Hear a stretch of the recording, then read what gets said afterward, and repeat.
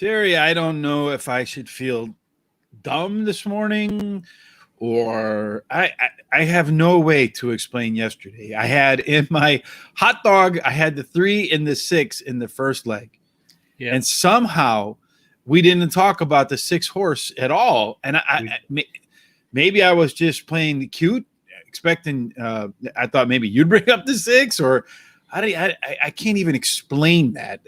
I don't even know what happened, Terry. I guess I'll just chalk it up to old timers because perhaps I suffer from that a little bit more than I think that I do. Yep. The older I get, the more it happens to me. So. And what's crazy is we had the $47 winner on the back end with the exacta. What's even crazier is the small tracks. And this is why I feel like, when you play the pick 4s and you play the pick 5s and the pick 3s and so forth, you really are probably better off playing them at the bigger tracks because you're going to get the bigger pools. And when you're betting at smaller tracks like Zia Park or others, Finger Lakes, but we did pretty good at Finger Lakes.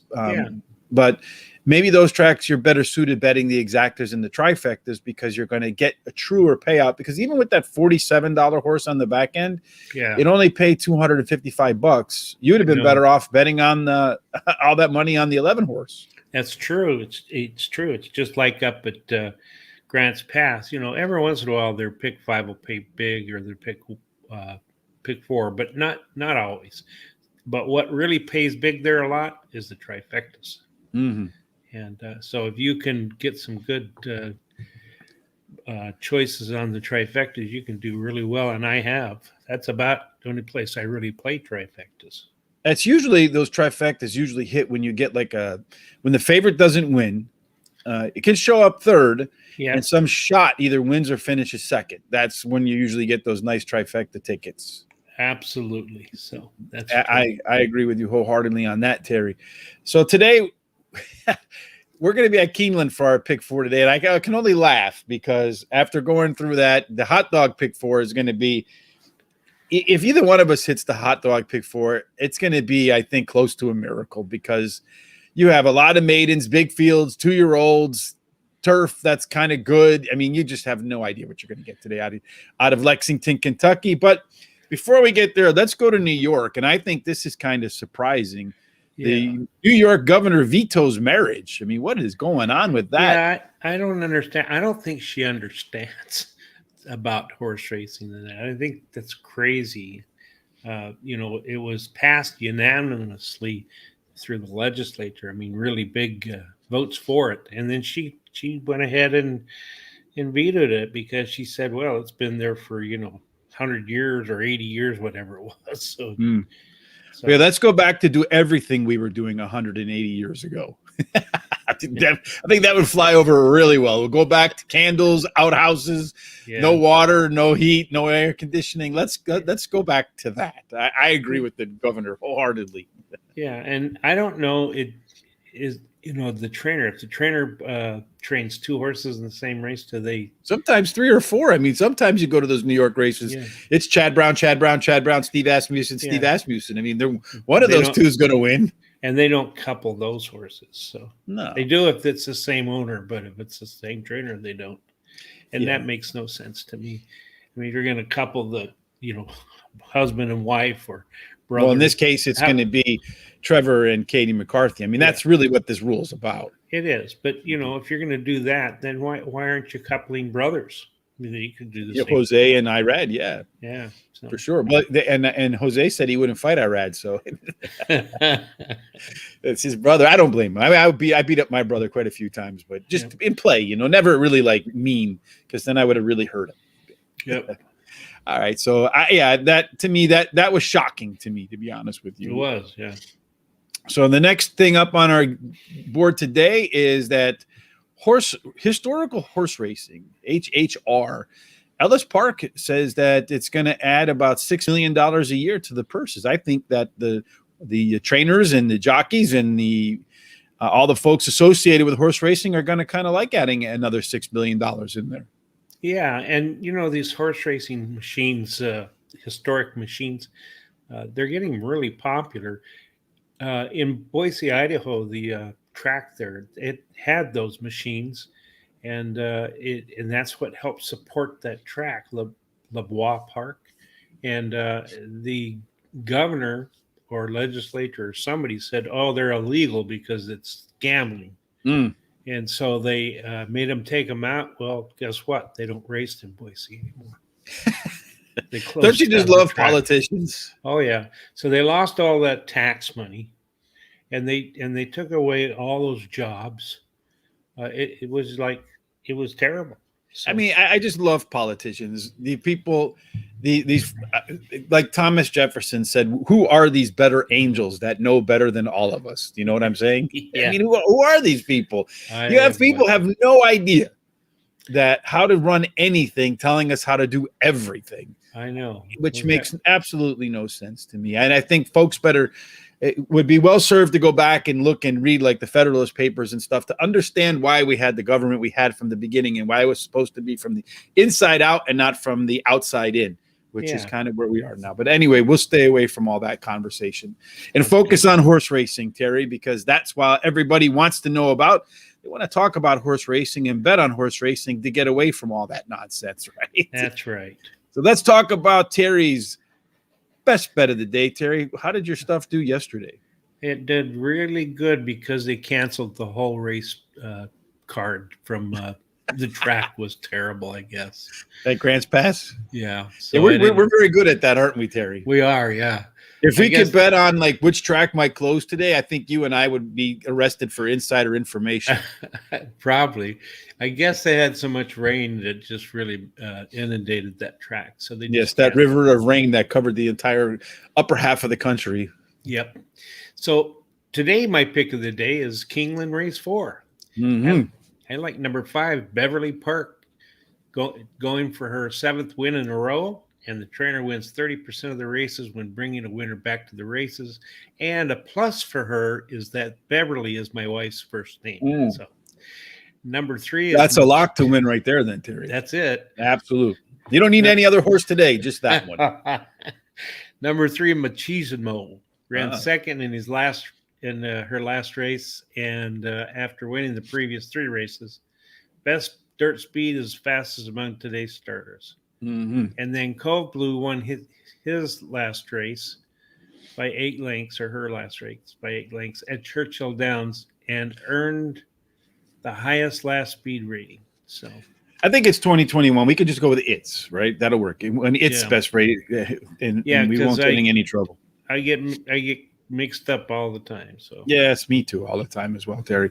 All right, let's go ahead and move forward because you picked Keeneland Race 4 because we're going to do our Fly 4 today, Terry, at Keeneland. And as I mentioned, you have a ton, and I mean a ton of horses that are coming from 2-year-olds, big fields. I mean, it's just going to be, I think, a challenge, Terry, to keep this ticket under $100. And I think it's also going to be a challenge to find the winner. So I would also be looking in here, not only for the pick 4 ticket, but maybe looking at exactas and trifectas throughout the course of the day today, because with these deep fields, soft turf, fast track, supposedly, I've got my suspicions that it's really not a fast track, maybe closer to good. But let's give it a rip and see what happens, Terry. What do you say? Yeah, because as you say, it's wide open. Almost every race I had at least 6 horses I liked until the scratches came, and that helped pare it down a little bit. But a little bit, yes, indeed. I mean, to me, I was looking at it, and I agree with you. I had so many horses I felt could win. Trying to narrow it down was a little bit difficult. And then you got first-time starters. You have horses coming from all over the planet. All right, so race number 5. It's 1 in the 16th miles on a turf. The turf is rated good, Terry, so it's not a firm surface today. These are for maidens, 3-year-olds and up. Obviously, they never won a race before. You did have a couple scratches in here that maybe impacted your picks. Looking at the races so far at Keeneland, they'd have 10 split evenly between speed horses and off-the-pace horses. 2 of the 10 went wire to wire. And then finally, it looks to me like the inside posts might have a little bit of an advantage, although I don't have a whole lot of inside horses. So let's fire away, Terry. Who do you like first? I like this outside horse, number 13, Mount Kenya. He'll be close and he will be close and take the lead. In this last race he faltered, was passed to finish in third, finished third at a mile and 316. So I meant to say he closed and took the lead, then faltered and passed. He was passed to be, so he at the end. third. Yeah. Yeah. He now cuts back to a mile 16th, which I think should be just a ticket. You think that's going to help out? What I like about this horse last time out, Terry. Well, first of all, it was an alternative entry that got scratched into the race. So usually I usually like those. When you look at the speed figures, it has some of the most consistent speed numbers in this field for sure. On the turf, it has a second and a third. So it's been close in the two races on the turf. But what I like is when you look at the internal numbers last time, its internal numbers early on in the race where it showed huge improvement, which can indicate a horse that's on the upswing. So if you can get that internal improvement again, and then back to its normal late pace type numbers, Mount Canyon should be a horse that's right off the pace, so well positioned, and then have some late kick if it can go back to its back class and run how it has run late in races before. I like our nemesis as my second choice, Terry. That was the 13 was amongst my top horses too. That's number 9, Rare Stripe, Adam Bashiza and Jack Sisterton combination. That's 1-2 of 8 together. This is a horse that's making its second start off a layoff. I expect you'll see some improvement from this horse in the second start off a layoff. In between its last race and now, the horse has put in 4 works, total of, it looks to me like around 17 furlongs. So I expect the horse to be sharp, to be closing late, and to improve off of its first start off a layoff. Yeah, I've been looking at your notes again because that's my second choice. Yes. Finished third at 6 furlongs in the last race after closing and coming into the lane 5 wide. He now stretches out to a mile 16th and drops in class today. Yes, and last time the horse ran a mile in its only other route, finished second, was close to the lead all the way around the track. I don't think he'll be up on the pace today, but I do think he'll track the leaders and then try to close it out at the end. Who else do you like, Terry? Number 1, Brown Delivers. He comes in from Europe to try his luck at USA. Breeding suggests he'll like the grass, and the dam has 2 winners from 3 starters. No turf winners, though. Yeah, Howard hasn't run on turf yet either, so that's interesting. Go ahead. Yeah, he could improve with Lasix as added, and he has a hot trainer jockey combination. In the last 14 days, they've won 3 out of 6 races. Yes, and they win at about 36% together, producing a positive ROI. The one thing I do like, I know I did throw in there to try to get you off script. It's the horses run 4 times on a all-weather track. Yeah. And you know, Terry, that's one of my angles, a horse making a first time on turf. I do like to see that they've either run well on an off track or run well on an all-weather track. Horses run okay on all-weather, but it looks to me like the horse should be close to the front and then try to outrun him at the end. My 4th pick, Terry, here, because I feel like this is a race we're going to have to go deep on, and there's a whole lot of horses to pick from.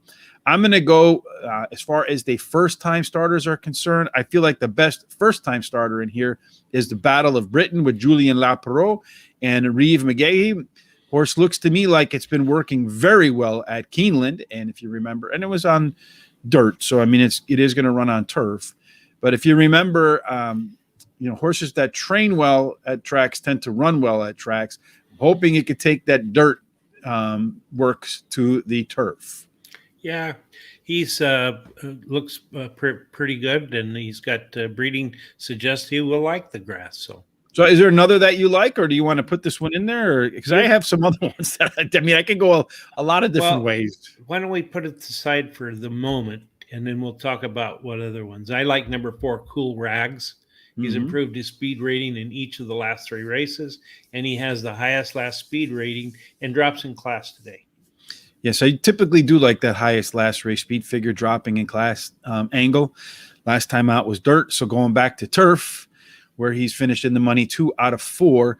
Although I don't like, it was the 3rd time. I mean, there's a lot of reasons to kind of like this horse too. 3rd off a layoff, the horse did pretty well. Maybe we'll end up putting both of them in there. I don't know. Next race is race number 6, Terry. Yep.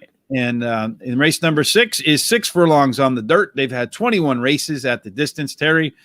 17 horses considered speed won those races. And it looks to me like you want to go from the inside out on the post, so closer to the rail, perhaps the better. Not always perfect in that respect. The 2-horse will be the rail horse, and that is Spiteful Sam, because you have a pair of entries, but I think one scratched out, if I remember correctly. But I could be wrong. Any case, I'm going to start this one, Terry. I don't know if I'm into your notes again or not, or you're into mine, but I'm going to start with number 7, Name Rejected. It's going to be making its fourth start off a layoff. The horse is also going to drop in class, gets a jockey upgrade today. But what I like a lot about this horse, Terry, is in its last race, you saw some serious early pace improvement. 2 races back, the horse was 5th at the first call. Last race, it was 1st.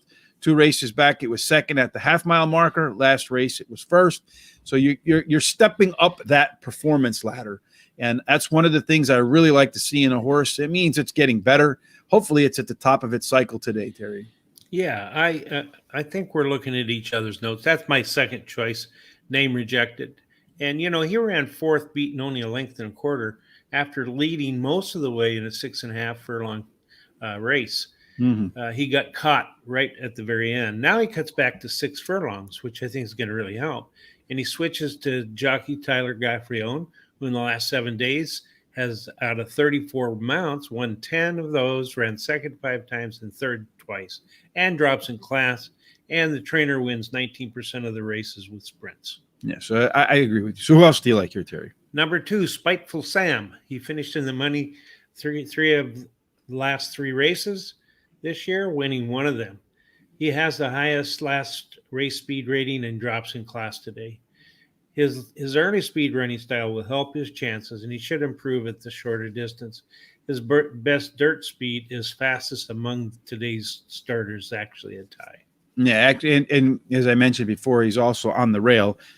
And the rail is where you're going to find most of your winners. A hit at about 20% clip. There was a little bit of a regression in the last race, although the horse did stretch out. And what I do like is that when he stretched out, his fractions were very similar at 6.5 furlongs as they were at 5.5 furlongs. So while there might be some regression in terms of speed numbers and that sort of stuff, if you actually look at the times, it went longer but went as fast. So that actually means it went faster, in my opinion. Right. And I find many times that works out pretty well. My next choice, Terry, I don't know if you have this one, if we're still in the same notes here, but this was a tough one for me, but I'm going to go with the 6, Ready to Answer with Florent Garou. Is that in your notes? Yeah, it sure is.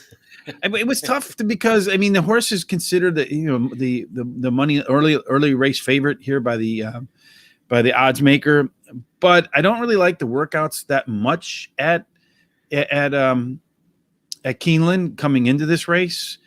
But he does have the best, he's faced the best class, and you can't ignore the class horse, so to speak. Yeah, I agree. And the trainer wins 19% of any of the allowance races he enters. And this horse should improve returning to his sprint. His best dirt speed is fastest among today's starter, tied actually with the horse that I was talking about, number 2. And he's got the jockey Florent Garou, who has 72 mounts, won 11 of those, second 9 times, and third 12 times. Yeah. So I was going back and forth between that and Hypnotic Rhythm, the 1 horse. Yeah, well, but I'm not a big fan though of horses that he ran at Keeneland once, he did okay, but I'm not a big fan of the as I've said many times, the small circuit to the big circuit. I'm not a fan of the Canterbury Downs off to Keeneland type angle. It's not my favorite angle, and it's proven to be a good way to eliminate horses way more often than not. And the only other horse I was figuring on looking at there was Audacious Antoine. Antoine. Yeah. So those are the only other 2 horses I was considering. That's the 4 horse. Okay, either one of those tickle your fancy, or did you have something else on your mind? No, I like the entry, and the Leslie Gold is not scratched. So there's two for 1 there. That's the safe way. When you go buy 2 for 1. 2 for 1. Yeah. I call it the Safeway pick, but yeah. So I like the 1 entry. We'll put it off to the side, Terry. The Okay. 1 and the 4. We'll come back to that if we have to. Race number 7, Terry, is a mile and an eighth. Again, on turf. There's strangely 10 races at this. Oh, it's a mile and mile and a 16th. Why am I writing a mile and an eighth down? Much like the race 5, that was a mile and a 16th on the turf. It's exactly the same. 10 races, 5 winners. Speed horses, 5 winners that were off the pace types. You had 20% or 2 that went wire to wire. And again, it looks to me like you probably want to have the inside posts. They seem to have a little bit of an advantage. Not a great advantage, but 10 races is really not a huge data set to make proclamations off of. Who do you like as your top choice, Terry? I like that inside post, number 1, more than usual. She has she's finished in the money 6 of her last 7 races, winning 1 of those. Mm-hmm. And the high percent trainer, Brad Cox, wins 34% of the time when he brings a beaten favorite back to the races. She has a good bullet workout October 21st of 58-1 for 5 furlongs breezing, best out of 18. And another bullet work on October 14th, 5 furlongs, 59-3, best out of 14. Yeah, and Brad puts his top jockey on there, Florent Guru. So that's the go-to team right there. And the horse has run fairly well fresh, has a second, a third, and a win in the last 3 returns to work after a little bit of time in the barn. I'm going to go with a little bit of a long shot. I'm going to go with the horse right next to the 1 horse there, Terry, it was my 3rd pick, but it's a horse that I feel like should be in the mix. It should sit right off the pace, has, I feel like, a good late kick, which should help the horse win. And that's Elk du Jaguarete with Corey Lanieri in the irons and Ignacio Corrales as the trainer. Another horse that was a favorite last time out that got beaten. This horse has improved 3-4 straight races in a row. I feel like this is a horse that might be the long shot that can beat us. Yeah, and I'm glad that you picked that because it's one of my picks, and I'm also glad that you talked about it first, so I didn't have to pronounce that name. She comes in from Canterbury Park, where she finished second in her last race, and won 2 previous races. Mm-hmm. She's finished in the money 100% of the time this year, and she has the highest last race speed rating, tied with another. The trainer wins 17% of the time when bringing a beaten favorite back to the race. And I know I say typically not a fan of that small track to big track angle, but if you look a little bit deeper down in the past performances, you see that the horse ran at Churchill, ran at Keeneland, won at Woodbine, ran at Kentucky Downs. So it has been on that first level circuit. So that's one of the reasons it didn't scare me off. Yep. Who else do you like, Terry? Number 7, Ask Bailey. She ran 3rd in her last race at Keeneland, and she has the highest last speed rating, actually tied with the 2 horse. Mm-hmm. And then she has a hot jockey combination who in the last 14 days have won 2 out of 8 and ran 3rd twice. Yes, and the horse is making its second start off a layoff. And, I like cycles, Terry. Mm-hmm. Wasn't really one, was in my picks, but towards the back half of my picks. But I do like the fact that the horse tends to improve in round 2 off the bench. I also like the fact that it's got 2 races at Keeneland, finished 3rd both of those times. So, it is competitive. I absolutely love the 15-1 morning line odds, Terry. Hopefully that horse is our winner. And it's run well on turf, finishing 8 of 11 in the board, hitting in the money as well in 3 of 5 at the distance. So it looks to me like all the pieces fit. Just a little bit of a shot here, hoping to see some major improvement in round 2 off the bench, coming off of one of its, I think, the second best speed figure the horse has ever hit. So the 4th horse here, Terry, for me, is the 12 horse. I don't want to make the same mistake I made yesterday, leaving horses out there for you to bring up that I didn't bring up. And that's Vividly. Vividly won its last race at Belmont, coming into Keeneland here. 3rd race off a layoff, which is an 18% winner for trainer Brandon Walsh. Looking back at its previous 3-race cycle, the horse did very well in the 3rd race. It had its best speed figure of the 3. And if you go back to its original where it started running in England, horse fared okay on a good track in its 2nd start, kind of bombed in its 3rd start. But I feel like in those particular races, it was facing better because when you look at the race, what do they call it? Like there's like a ranking for it. It's the class rating. Yes. When you look at the class rating that was facing was tops in the field. So I like the 12 horse. Do you like the 12 horse? Absolutely. My third pick. All right. As you said, one at Belmont at the distance of 1 1/8, which is today's distance. So it should be no problem. Okay. Sounds good. Any other horse that you like here? Maybe we put off to the side? Yeah, I'd like to put number 5, Jezebel Kitten. She can either lead or come from behind to win a race, which I like. And she likes the distance. She's won 30% of her starts at this distance. The trainer wins 33% of the races when bringing a beaten favorite back to the race. Yes, I had the 5 horse as my 4th selection as well, Terry. So, but we can't go that deep because this next leg is this one is going to be tough. Yes. Race 8, 6.5 furlongs, maiden claiming. It's $150,000 maiden claiming purse with a purse of $52,000. So you got to spend a lot for these 2-year-old fillies, which should be a lot of fun. Yep. You have a deep field, I think. There's a few scratches in here. So before the scratches, it was a 12-horse field. I think it's a 10 or 11-horse field right now. I don't remember. I think there was 2 horses scratched. So in any case, and you had a 1N, 1A. I think one of the scratched. I'm not 100% sure about that either. Yeah, Val was scratched. Okay, yeah. Just trying to remember all these things off the top of my head. The 7-horse, it looks like a lot of folks, it's going to be the favorite. It ran last time. I actually don't like the 7-horse, Terry. Oh, wow. It was bet well last time out, but it ran for maiden claiming 50,000 last time out. Now it's stepping up in class pretty aggressively.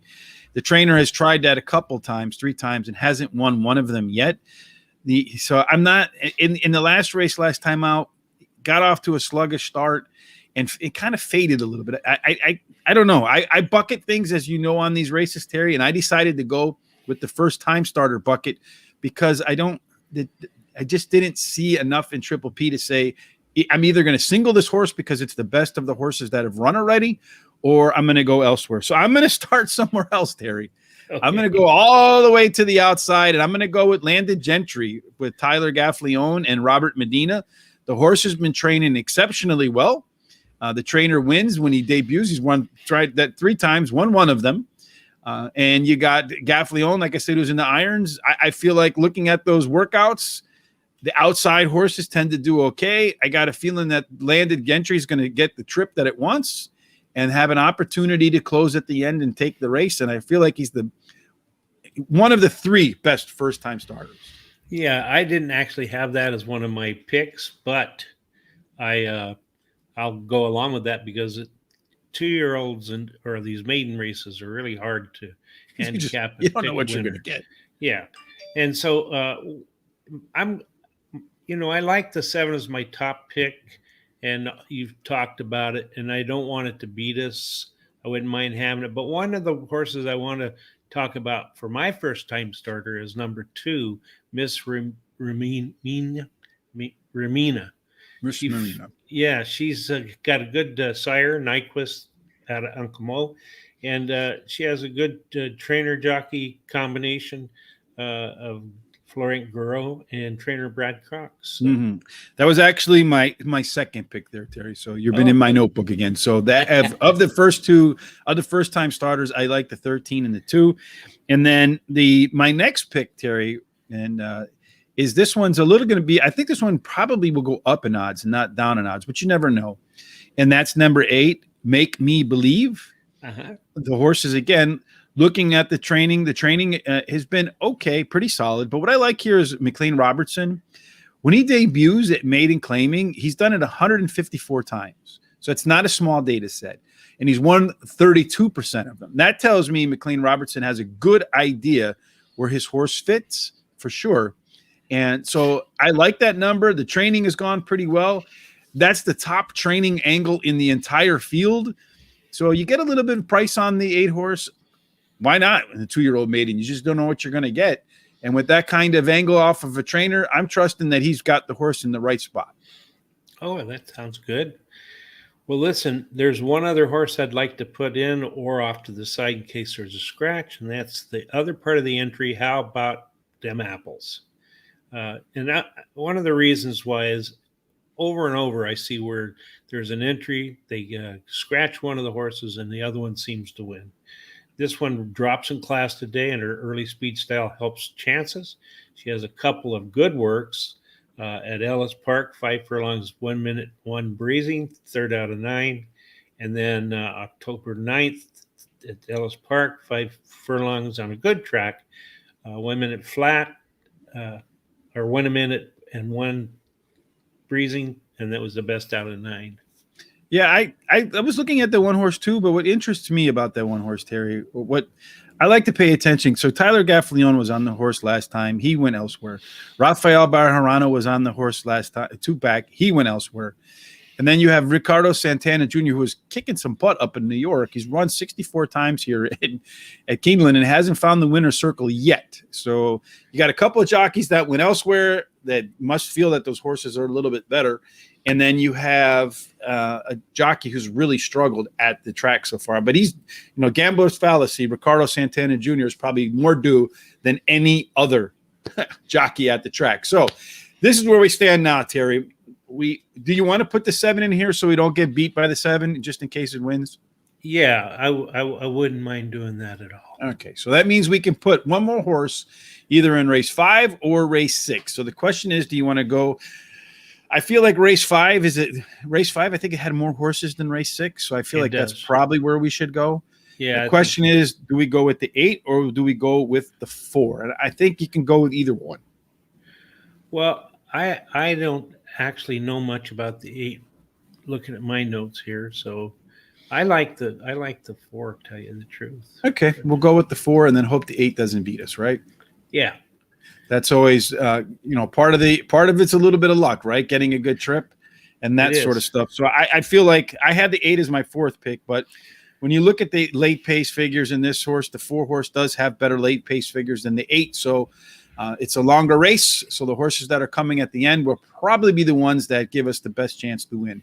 So in race number 5, we're going to go the 1, 9, 4, and 13 to kick off the pick 4 at Keeneland, late pick 4. Race 6, if there is a scratch, and there could be by the time they get to the post, we would replace one of those horses with the 8. Race number 6, the 2, the 6, the 7, with the 1 and the 4 as also bets if you want to add them in, or if there's scratches. Number 7, we have the 1, the 2, the 7, and the 12 with the 5 as an alternative. In race number 8, we've got a lot of first-time starters with the 13, the 2, and the 8. We're putting the 7 in there. That's likely to be the favorite because we don't want to get beat by him, although I'm not a big fan.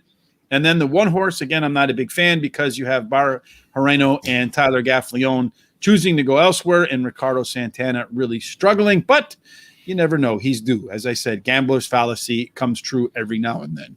That's correct. So what do you think about that one, Terry? I like it. I think we got a lot of good coverage here. I like the fact that we don't have a single anywhere. Yes. Well, you singled some in your hot dog pick. I did. I was kind of shocked. Well, I felt like all of the races were pretty wide open. And so I tried to look for the one race that I thought had the best chance of doing a single in, and that was the 7th race for me. So there you see our hot dog pick 4s where we have both spent $18 or hypothetical. Again, these races at Keeneland today are crazy wide open, Terry. So, I mean, a pick 4 to hit, hopefully we get paid if we get hit, Terry, but I think the odds are kind of lower than usual today, just to be straightforward. So I would be looking at some of these tickets to maybe find horses for exactas, trifectas, superfectas, maybe doubles down the way, something along those lines. And if there's a live long shot, maybe even play him to win, place, and show in our pick. So race number 5, Terry went with the 1, the 4, the 9, the 13, 6, the 2, 6, 7, as you mentioned, singling up the 1 in race 7, go 1. Race number 8, Terry went with the 1, the 2, and the 7. And for me, I went 1, 9, 13 in race 1, 2, 7 in race 6, 1 and 12 in race 17. So inside, outside for me.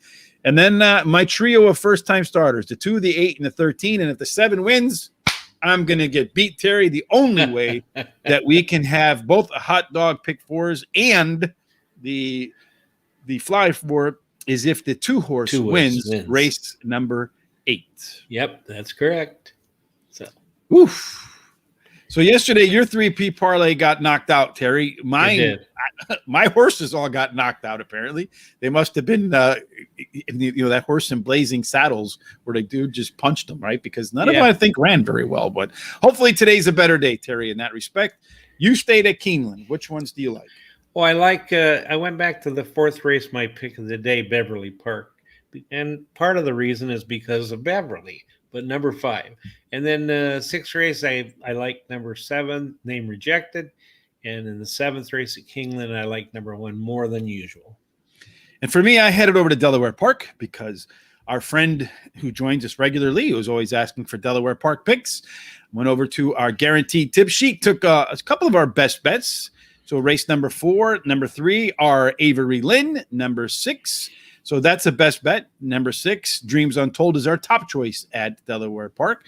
And at race number 7, Elias, My Love, is another top choice best bet over at Guaranteed Tip Sheet. So make sure you head over there. Today's free track, I think, is Ajax Downs. Hopefully there's a lot of winners in that free track today for those who want to find something out there to do at Ajax Downs. I don't think I've ever put a bet at Ajax Downs. Have you? Yes, I have. Yeah. How did you do? I didn't do very well, but I don't think there's a track out there that I haven't bet on. So, well, I can say I don't remember ever betting at Ajax Downs. If there's a track out there that you've never bet at, let us know about it, folks. I'd be interested to hear about that. Yeah. So tomorrow, Terry and I will be back to discuss Belmont Park for our pick 4, whatever's in the news. And on Friday, Terry may or may not join us. I think he said he is going to join us, but we're going to have, I think, a show that you're going to absolutely want to watch because the Breeders' Cup is coming up. Not this Friday, but 1 week from Friday, right? Terry is going to be at Del Mar. He'll join us live to give us some on-site insights. Terry's going to be, hey, I saw that horse over there. The trainer gave him something. So we know he's ready to run. Of course, we jest, folks. The trainers don't do anything off the books. No. But Tom and I, and maybe Terry, hopefully Terry will join us, we're going to talk about all the international horses that are scheduled to run at Del Mar for the Breeders' Cup, hoping to find another Order of Australia that paid, went up at 75 to 1 and paid $150 or something like that. We can find just one of those. It'll be worth coming in to check out that show on Friday. It would, yeah, absolutely. So, and I don't think you're going to find a show anywhere else where they're previewing just the international invaders. And then, of course, as we go through next week, Terry and I will be talking about some of the Breeders' Cup races as well. And then on Friday and Saturday, we'll be doing a live show for the Breeders' Cup races. So that will wrap up all that. Terry, any final thoughts before we get up and out of here this hump day? Yeah, couple of quick ones. I wanted to edit my thing that I was talking about Keeneland and missing out on the 80,000 and 100,000. Just so that people don't get confused. Those two pick 5s, I mean, we're going to pay 40,000 and 50,000. But I had a $1 ticket instead of 50 cents. I had a $1 ticket because when I went up to take and get my 4 out of 5, 4 out of, that's not why. I'll tell you why in a minute. But when I went to get my 4 out of 5, supposed to pay $74 or $77. I mean, I got back 150 or 148, whatever, double that amount. And I couldn't figure out, and I asked the guy, why am I getting double? And he said, oh, you have a $1 pick here. Then it dawned on me that when I bought it, I didn't check my ticket. And the guy that sold it to me did it for $1. Now, if he had done it for 50 cents, maybe I would have thrown that second choice horse in there. Who knows? So, and then other than that, I don't want you to forget to subscribe on YouTube and follow us on Twitter at Racing Radar. Like us on Facebook at Racing Radar. We're not telling you have to, but if you like it, then do it, please. Yes, and give us a thumbs up if you like the show, especially if we manage to work our way through this Keeneland pick 4 today, Terry. The more thumbs up we get, the more likes we get, the higher up the rankings we go, and eventually we'll get to 1,000 subscribers, in which point maybe YouTube will send us a check for 40 cents a month, which we'll look forward to, because they can't afford to give us any more than that multi-billion-dollar company for sure. I know it. They can't even pay taxes, so go ahead. Yeah, all across the world. I don't know. How does that work? I don't pay my taxes. There's some dude in a black jacket with a white tie and a white shirt doesn't have any facial expression whatsoever at all, asking me, "Are you Rich Bigelmeyer?" Depends on who's asking, of course. But in any case, all right, Terry, that wraps up a fantastic day. I hope everybody has a fantastic Wednesday. I hope that Terry and I make it through the pick four today, finding a winner. I didn't leave any horses off the ticket today like I did yesterday, dummy. In any case, folks, we hope you have a fantastic Wednesday and that at least one of our picks makes it into the Keeneland winner circle. Absolutely. Have a fantastic Wednesday. Bye.